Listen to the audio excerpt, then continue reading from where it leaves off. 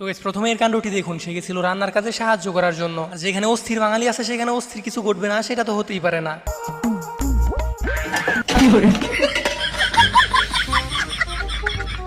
আর আমি গ্যারান্টি দিয়ে বলতে পারি আজ পর্যন্ত এমন হাডুডু খেলা আপনি কোনোদিন দেখেননি। সেইটা আপনারা ভিডিওটি শেষ পর্যন্ত দেখলেই বুঝতে পারবেন।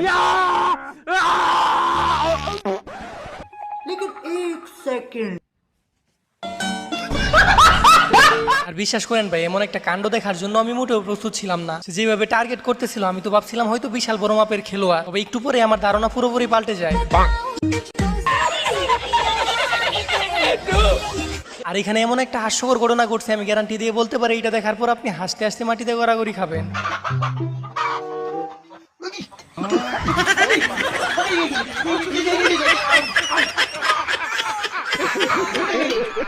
আরেকটা মানুষ কি লেভেলের শয়তান হলে এমন কাজ করতে পারে সেটা নিজের চোখে না দেখলে আপনি বিশ্বাসই করবেন না।